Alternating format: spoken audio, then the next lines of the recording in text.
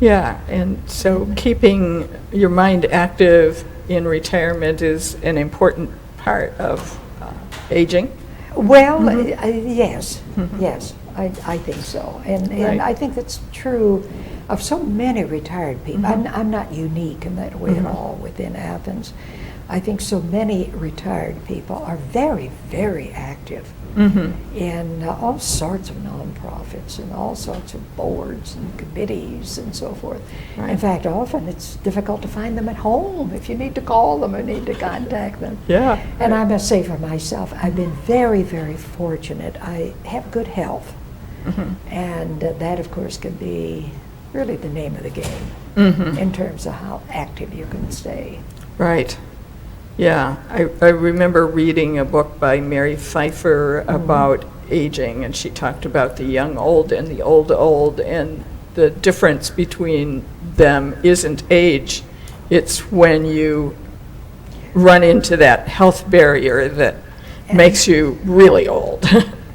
I have had fairly recently a birthday, and a longtime friend who now lives in Columbus called me to wish me a happy birthday, and she said, Jean, are you still driving? Well, it never had entered my mind not to. not to drive. Yeah. And then I appreciated her concern very much. Of course, I haven't seen her for decades and decades.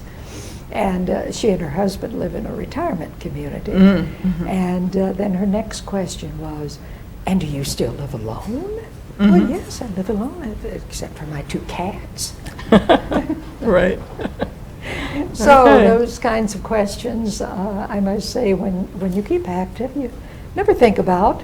Probably you should, because needless to say, the hour will come when I'm not doing those things, and it may come somewhat abruptly, and I may be completely unprepared.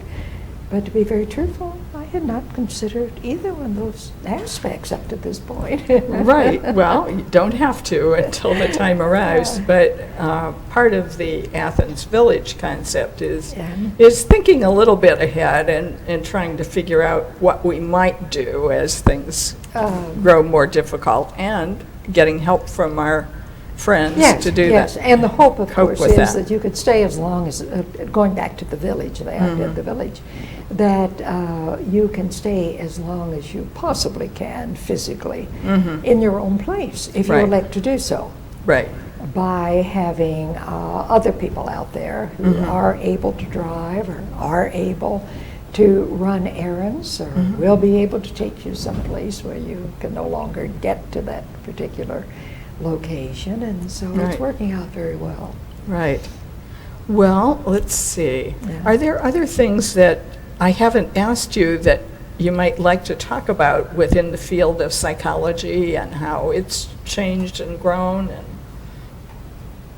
I have which I suspect that the Ohio Psychological Association is well aware of and also has been concerned about.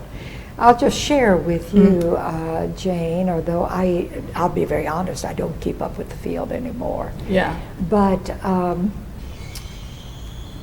a concern of mine has been, even though in concept I think all of us agree that it was a wonderful movement, the community mental health movement to get people out of the state hospitals and so forth, and into community settings, and everybody has applauded that.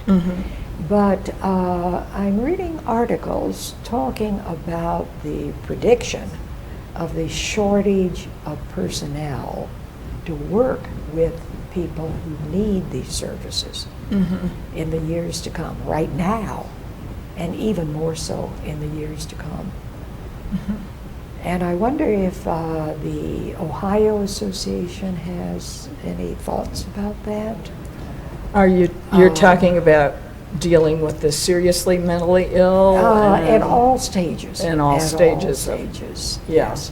Right. I read, of course, and I guess what you publicly hear of most is the fact that for the seriously ill, there will not be a sufficient number of psychiatrists. Right. Just as they're saying there won't be a sufficient number of gerontologists, medical gerontologists, geriatricians, I guess I should say, because Medicare really won't shine upon them financially. And so medical personnel will not go into those areas. But I may be extending it beyond that, and from what I read, the problem is even broader than that, and that is, where are we going to find the people with the training and the expertise to be of help? Right.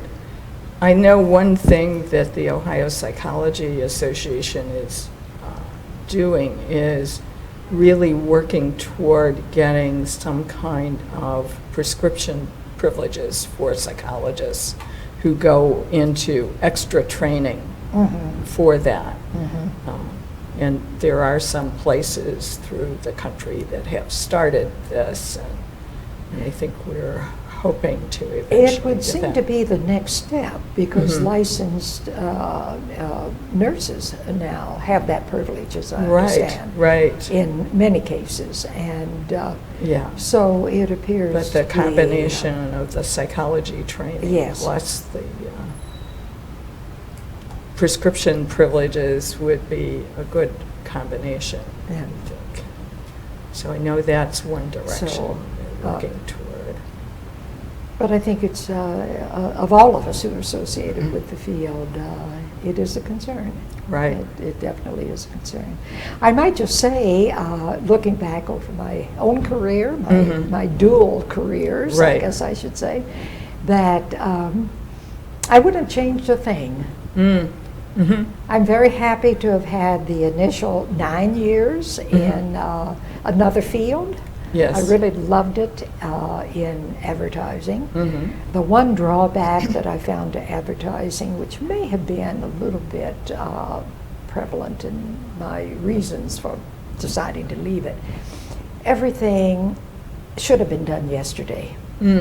It is without a doubt, and I don't care how well you plan, you cannot control clients to any great extent. They come and they go. But it just seems to me that everything was due yesterday. In fact, I remember the first year I was in graduate school after I had left the agency. And I can remember in one of the seminars being told that you have until, let's see, I think 30 days to get this report together.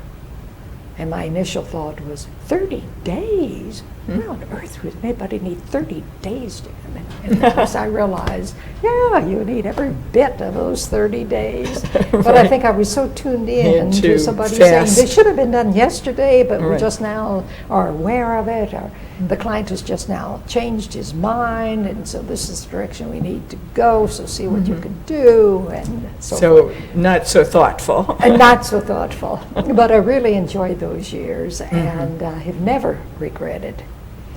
Coming to OU, have never regretted getting my graduate degree in psychology. Well, it's been fun excellent. all the way. Great. I'm glad to hear it. Well, okay. I think that concludes our interview for today. Thank you very much, Jean. Well, thank you, and it's been a joy talking with you, and this has been much fun. Good. It's made me think about things I have not thought about for years, Okay. and then years on top of that. So thank you. Thank you. Okay. Okay. Okay. And you were able to talk the whole time? Yes, I was.